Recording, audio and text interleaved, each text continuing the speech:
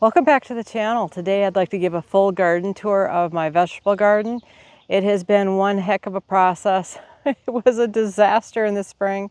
I will go through and show video of what it looked like the before, and this is going to be the after. We're still working on it, but it's been a very long process trying to clean up after I haven't been able to touch it for almost 2 years. So stay tuned and we'll go through that right now.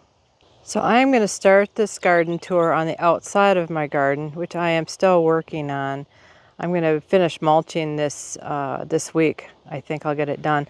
So I had came and dug out a whole bunch of stuff. I used to have roses all the way down this section of the garden here on the outside, and it was absolutely beautiful. And unfortunately, the last winter was so harsh it killed all of them. I've never had that problem before.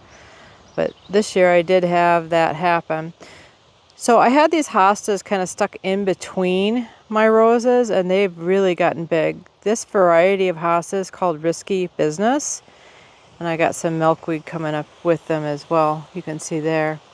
And then what I did is I plugged in, because we dug, this area got to be pretty weedy, so I dug out the hostas that were invaded really bad with grass, and I was able to just leave some of the bigger ones here. And then rather than leave it all hosta going down, which I could have done, or dig up and split these hostas into smaller sections, I elected to leave the bigger clumps the way they are and leave it patterned, like an equal pattern going all the way down.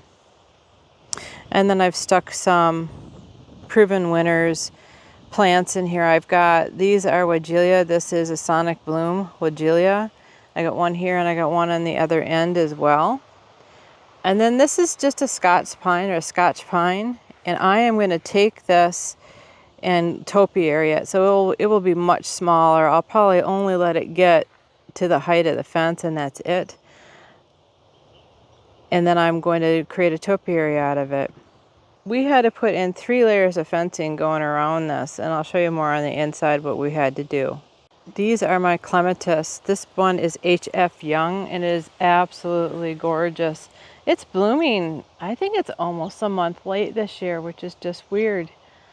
And it has been in the ground for, I bet more than 7 years, and you can just see, get up my shadow out of there, you can just see how wide this is. It's really, really thick. I didn't deadhead it, and I did not cut it down at the beginning of season. Let's see if I can get this shot without being in the sun. Let's see if I can get the shot here. The purple flowers are really beautiful. And they will bloom for almost 4 to 6 weeks. Again, this is HF Young. And this is what it looks like when the clematis grow and they get really big. And this is in full clay soil. These are Oriental lilies, and they typically don't bloom for me until the first week of August.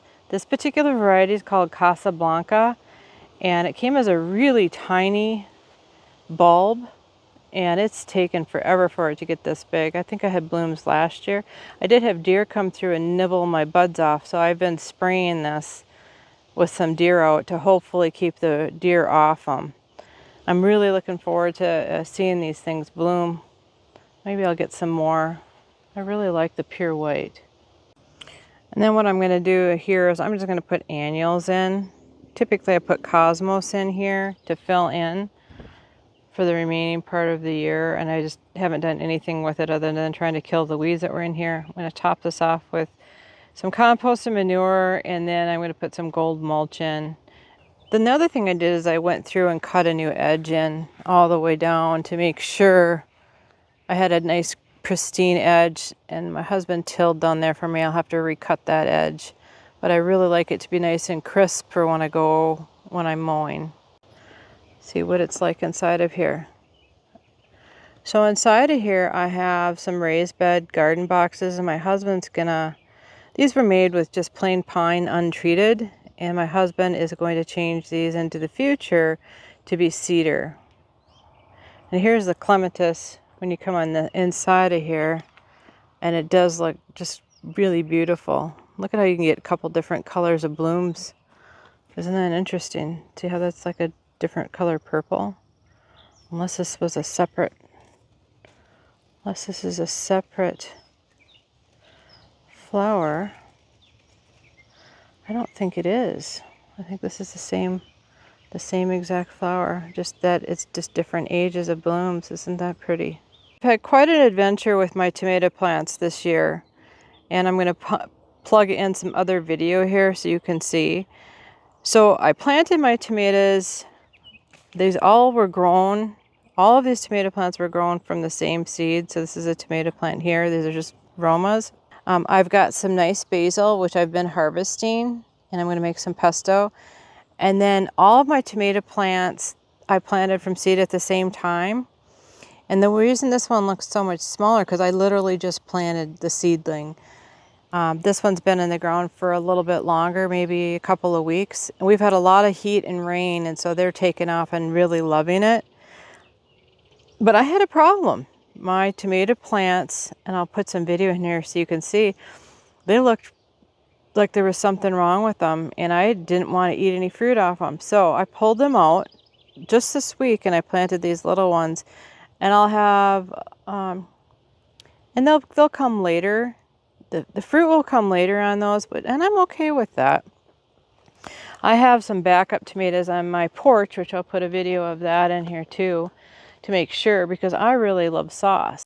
So these little peppers are my lunchbox peppers, and I got a few different plants of them, and they're really small sweet peppers, and I like to put cream cheese in them and bake them. So that's what we do with those. And then I've got some dill, which I planted extremely late, and I don't think it's going to be here in time. I'm already harvesting cucumbers, so I'll have to probably buy some dill if I want to make pickles. And then these are a little bit smaller than they should be as well. These are nasturtiums. Again, I grew these from seed. So all of this will get really big. This will really explode within the next 30 days. And I should be harvesting my first tomatoes off the deck, which I'll put that video in here because those look really good.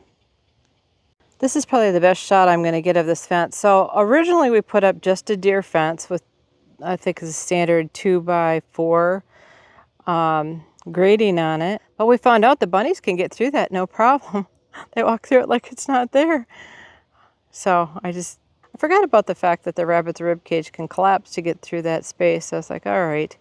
So then we put like this really tiny mesh on the outside, and then went all the way around to try to keep the bunnies out. That worked for a couple of years, but then my mulch and my dirt compacted, and then we had them getting through underneath. So what my husband did next was he took this chicken wire and he actually went along the ground and he dug a trench and he buried it. So it comes out about 8 inches. It's curved and comes down. And then we put the mulch on top of it. So hopefully now I am rabbit proof. My next bed has some sweet alyssum, which I grew. And then I have some petunias, some more nasturtiums. And then here is another, I think that's basil, another basil plant I put in here. And again, the same situation. I had really, really sick tomatoes, and I decided, well, I'm going to just replace them. In case you're wondering what I have in this bed, this is 100% composted manure. So they will grow really fast, and it's going to be fully organic. I don't have anything else in there. It's just the tomatoes. The problem that I had with the other tomatoes that got really sick is I had put bone meal, and I put a different bone meal on. I put it on my potatoes and my tomatoes. And I have never had problems in the past, but both my tomatoes and my potatoes looked gnarly. And if anybody knows, when I put these pictures in, if what they think it is, if it's not this bone meal, I'm thinking that's the only thing that's the same. Because my other seed, they all was growing the same way. So I'm thinking it was just the bone meal was contaminated for some reason, which is scary considering it's supposed to be organic. So here's some more basil I have, and then some mixed lettuce, which we're getting. I mean, it's really hot here right now. It is in the 90s with really high humidity. So I don't know how long this is going to last without bolting, but we've been harvesting and I've been trying to store some in the fridge, and then I've got some new seedlings started. The next thing I have is I have these 4 containers on the center. We used to have the garden pretty crowded in here, and my husband wanted to make sure that we didn't crowd it as much this year, which I was fine with. So I've got a pumpkin in a container here, and then I've got a watermelon. This is a Jubilee variety. And then I've got some, this is Black-Eyed Susan vine, which I've never grown before. And I grew this from seed. Doesn't that look fun? And then I'll have to put a better trellising system in here than this. I just put this in here temporarily.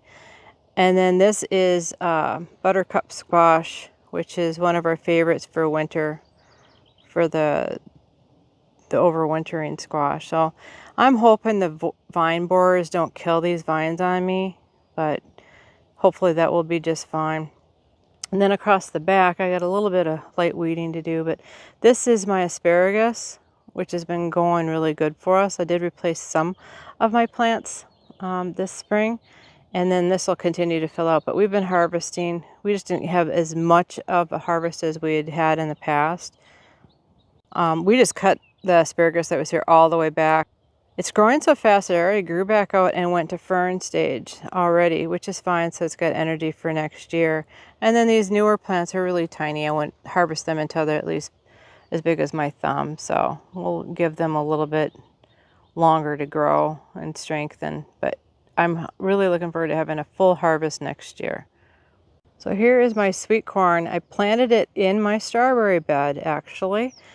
I planted the corn in seed trays, believe it or not, and then I transplanted them into this bed. I wanted to try doing this. I thought it would be a good way to use this space since the strawberries come and go really early. These are June bearing strawberries. I could use it, and then I'll just cut it back.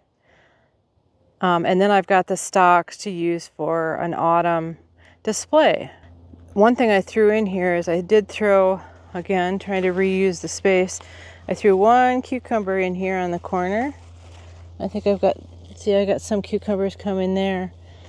Again, I've been eating some on the salads and they're pretty good.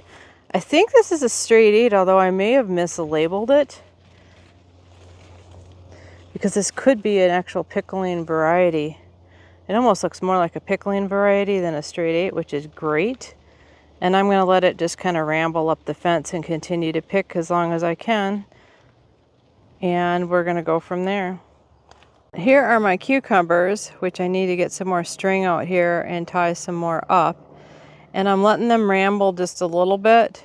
But I've got this bamboo trellising system that I just kind of rigged up here. So these are really strong, like 1-inch diameter bamboo, and then I just took some bendy coated wire and tied it to pull it together. These are my pickling cucumbers. We can see there's one dangling down below here that's ready for harvest right there. This variety that I like is called National Pickling. I like the way that they go, especially when I do the babies. Lots of bees getting in there. And then I've got, these are my bell peppers I put in the middle of here just to get them a little bit more shade. So the cucumbers will end up getting done at some point, and they'll pull the cucumbers down, and then the peppers will finish in this bed. And then the other thing I might do is put some winter carrots on the edge too. So then I'll have my peppers and winter carrots. So we've got quite a bit. I've got about 6 weeks of strong growing season left. And then my growing season is going to be pretty much done. And I need to be at harvest by then. But carrots will go for quite a while. Next little box, I have some sweet peas, which I just put a few in. And then I've got some carrots that I started. I need to plant some more stuff in here. I'll probably come back in and put some radishes in some of the open spots for my husband. And then I've got some winter sage. And then I've got, this is standard sage, I should say. Then I've got some rosemary.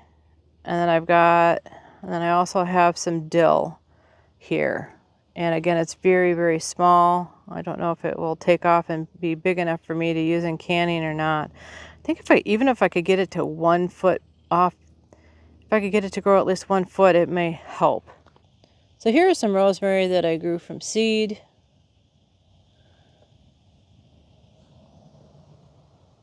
This is another one of my tomato plants that just looks absolutely terrible. Same situation. This type of tomato plant is an early girl and it should be lush and filled out, and you can see it's not. It's all strung out and weird. The coloring's off. It looks sick. I don't exactly know what it is. Now, we had a significant amount of rain this year, like double normal. And I don't know if that created the problem in the early stages of growth. But again, I had seedlings that did fine. So I don't know why these look bad, other than the fact that when I originally planted them, bone meal, and I'm going to throw that bone meal out. I just don't understand. My original nursery bench my husband built for me, and I used it for several years. Now I've gotten to the point where I just use it to put some flowers on, and this is just a random petunia that reseeded itself, and it's such a pretty color of purple. I'm going to try to collect seeds. It looks like we had a windstorm that took one of these branches out. I'll prune that out. Again, want to have it go to seed production, and I'll collect the seeds for next year. So my big goal for this year is just to make sure I could get this back going again, so that next year when I start gardening, that I'm ready to go. Again, I'll put some before video in here. It was just catastrophic. It looked absolutely horrible. I don't have enough words to describe how disappointed I was in that. Some of the other things I have in here, these are some mock orange Minnesota snowflake, and they were real small cuttings I got from somebody, and they are just not very happy. I just don't think the root system was good enough to be transplanted, and it's just been really struggling. These are burning bush, dwarf burning bush, that I propagated, and I'm going to put these in the driveway bed for my husband. These are like one of his favorite things, are these burning bushes. And then I have more snapdragons that I grew from seed. And then this is a proven winner's butterfly bush, which is good for bringing butterfly and having good color, but for me it's not zone hardy. I've never ever got them to make it through a season, even when I protect them. If this video is helpful, give us a thumbs up so YouTube knows to share this content with others. Also, consider subscribing so you don't miss any of our other great videos. If you like garden tours, check this playlist next. Thanks for stopping by. Have a great day.